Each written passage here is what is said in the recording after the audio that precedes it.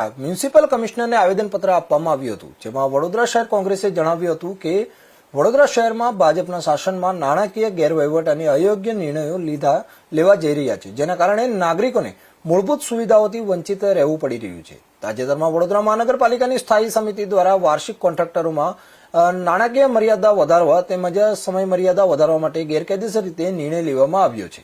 નિયમ મુજબ સ્થાયી સમિતિ દ્વારા ટેન્ડર પ્રક્રિયામાં નક્કી મર્યાદા હેઠળ જ મંજૂરી આપવામાં આવતી હતી, પરંતુ હવે મર્યાદા વધારવાના કારણે ટેન્ડર પ્રક્રિયામાં પારદર્શિતા ઘટવાની અને ભ્રષ્ટાચાર વધવાની શક્યતા ઊભી થઈ છે। વડોદરા શહેરમાં તૂટેલા રસ્તાઓ, ડ્રેનેજ અને પાણીની સમસ્યાઓ, ગંદકી તથા અન્ય નાગરિક સુવિધાઓ આપવામાં આવતી નથી। ભાજપના શાસનમાં મોટા મોટા વિકાસના દાવાઓ કરવામાં આવે છે, પરંતુ વાસ્તવમાં નાગરિકોને તેનો લાભ પણ મળતો નથી।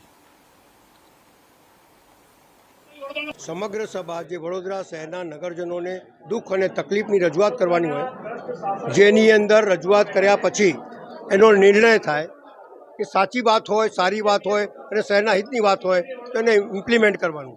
એની જગ્યા પર 1.5 મિનિટની અંદર અમારા બધા સભાસદોને સસ્પેન્ડ કરી દેવું અને કોઈ વાત નહીં કરવા દેવી। જેટલા ટેન્ડર આવે છે ગેરકાયદેસર ટેન્ડર છે, જેની અંદર મુદ્દત વધારવામાં આવે છે, પૈસા વધારવામાં આવે છે, એમના મળતિયાઓને કોન્ટ્રાક્ટ વધારીને આપીને આ કોર્પોરેશન આ શહેરનું નુકસાન કરી રહ્યા હોય ત્યારે અમારે બોલવાની જરૂર છે। અમે હંમેશા વડોદરા શહેરના નગરજનોના હિતમાં છીએ અને અમે લડીએ છીએ। તમે વિચાર કરો કે જે લોકોને ઘરમાં ડ્રેનેજ પાણી નથી એનોય ટેક્સ લે છે। એપાર્ટમેન્ટની અંદર તમે 10 ઇંચનો કનેક્શન આવો ને બધાની પાસેથી 1600 રૂપિયા લેતા હોય। રસ્તા પર ચાલતા માણસ મરી જાય એની કોઈ કદર ના થાય, ભૂવા પડી જાય। તમે વિચાર કરો, આ શહેરને સત્યાનાશ કરી દીધું છે। એક મોટી મોટી ઝાંખીઓ બતાડી, મોટા મોટા કાળા ચશ્મા બતાડી અને આ શહેરને લૂંટી રહ્યા હોય ત્યારે કોંગ્રેસ પાર્ટીએ બોલવાની ફરજ છે। અમે વખત આવતે લોકોની વચ્ચે જઈશું, લોકોને બતાડીશું કે કોંગ્રેસે શું આપ્યું છે અને શું નથી આપ્યું।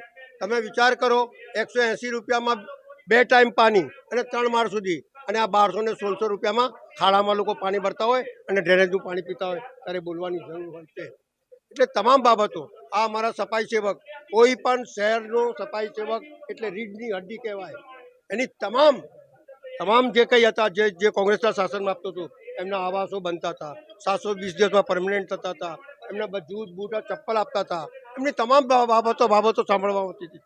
આજે બધું બંધ થઈ ગયું છે। એટલે કોન્ટ્રાક્ટ પદ્ધતિ કરીને આ શહેરના યુવાનોનું જે રોજીરોટી છીનવાની જે પ્રયત્ન કર્યા છે એની સામે કોંગ્રેસ પાર્ટી બોલવા માટે નહીં, લડવા માટે તૈયાર છે। અને અમારી સરકાર આવશે તો આ તમામ હકો લોકોના જે હકો છે લોકો સુધી પહોંચાડીશું કે અમારો વાયદો। શાસકોના પાપે આ વડોદરા શહેર ખાડોદરા બન્યું, મચ્છરોની નગરી બની। 2 ટાઈમ પીવાનું ચોખ્ખું પાણી આપી શકે એવું તો ભાજપના નેતાઓમાં પાણી નથી। અને આ કોર્પોરેશન, જેને આપણે કહીએ વડોદરા મહાનગર સેવા સદન, પણ આ ભાજપના રાજમાં નામ પડી ગયું વડોદરા મહાનગર મેવા સદન। મેવા ખાઈને, ભ્રષ્ટાચાર કરીને જે લોકો પાસે સ્કૂટર સાયકલના ઠેકાણા હતા, આજે કરોડોનો બંગલા, લક્ઝરિયસ કાર, આ બધું વડોદરાના મારી જે પ્રજા પરસેવાના રૂપે જે ટેક્સ ભરે છે, વેરો ભરે છે, એ વેરાના રૂપે આ લોકો ભ્રષ્ટાચાર કરે છે।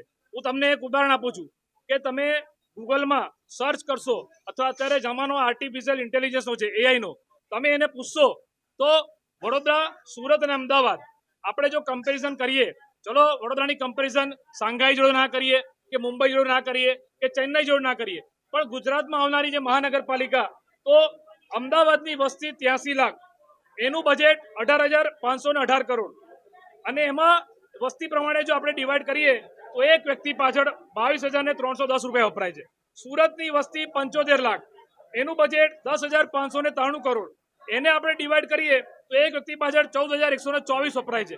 તો સુરત અને અમદાવાદમાં તો કદાચ આપણને થોડું જોવા મળે, પરંતુ વડોદરાની વસ્તી 22 લાખ, એનું બજેટ આ વર્ષનું 7,609 કરોડ, એને આપણે જો ડિવાઈડ કરીએ તો 34,586, એટલે એક વ્યક્તિ પાછળ આ વડોદરાની કોર્પોરેશન બજેટ પ્રમાણે ગણીએ તો 34,586 ખર્ચો કરે છે। તો એવો તો ખર્ચો દેખાતો નથી। સુરત આપણાથી 3 ગણું મોટું છે, અમદાવાદ આપણાથી 4 ગણું મોટું છે। તો ગુજરાતના મુખ્યમંત્રી, મને આજે પણ યાદ છે, ગયા વર્ષે 8 તારીખે આવ્યા હતા અને 8 તારીખે આવીને મુખ્યમંત્રી એવું બોલેલા કે સુરત અને અમદાવાદ વચ્ચે વડોદરાનો વિકાસ અટકી ગયો, ત્યારે મુખ્યમંત્રીની વાત પણ ભાજપના નેતાઓ સાંભળી નહીં। આ સ્ટેન્ડિંગ કમિટીમાં શું થાય છે? તો આ સ્ટેન્ડિંગ કમિટીમાં થાય છે મીટિંગ, ઈટિંગ અને ચીટિંગ। કારણ કે જો આ સ્ટેન્ડિંગ કમિટી આજે છેલ્લી સભા છે, સ્ટેન્ડિંગ કમિટીની છેલ્લી મિટિંગ, 1 કલાકમાંની ગણતરીની મિનિટમાં 60 કામો, કરોડોના કામો મંજૂર કરી દેશે અને 5 વર્ષ, ભવિષ્યના 5 વર્ષમાં જે કામો કરવાના છે એ પણ આ સ્ટેન્ડિંગ કમિટી મંજૂર કરી દેશે.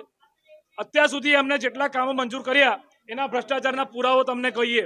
ફાયર બ્રિગેડના સંસાધનો, 50 રૂપિયાની સિસોટીના 5000, 30 રૂપિયાના લાઇટરના 3000, સ્મશાનમાં પણ ભ્રષ્ટાચાર, ફાયર બ્રિગેડના સાધનોમાં ભ્રષ્ટાચાર, રોડ રસ્તામાં ભ્રષ્ટાચાર, ખાડા પાણી નળામાં ભ્રષ્ટાચાર. તો આ સ્ટેન્ડિંગ કમિટી નહીં પણ મલાઈ કમિટી છે અને એમના બીજેપીના જે સ્ટેન્ડિંગના સભ્યો છે એમના પોતાના વોર્ડમાં વિકાસના કામ નથી થયા. અમે જઈએ છીએ, મેયર હોય કે ચેરમેન હોય કે એમના સ્ટેન્ડિંગના સભ્યો, અને આ સ્ટેન્ડિંગના સભ્યોની પ્રોપર્ટી ચેક કરો, મિલકત તપાસો કે આ કોર્પોરેટર હતા ત્યારે શું હતું ને આજે એમની પાસે શું નથી. આ બધા મુદ્દા લઈને અમે મ્યુનિસિપલ કમિશનને કે ભાઈ કમિશનર કસ્ટોડિયન છે, તમે સત્તાના રૂએ આવા જે બીજેપીના મળતિયાઓને જે ફાયદો કરવા માટે જે કોન્ટ્રાક્ટ સબ કોન્ટ્રાક્ટ આપો છો, આજે કોર્પોરેશનનું છેલ્લી સભા પછી તો એડમિનિસ્ટ્રેટર ચાર્જ સંભાળશે, પણ આટલા વર્ષોમાં ભ્રષ્ટ શાસકોએ ભ્રષ્ટાચાર છે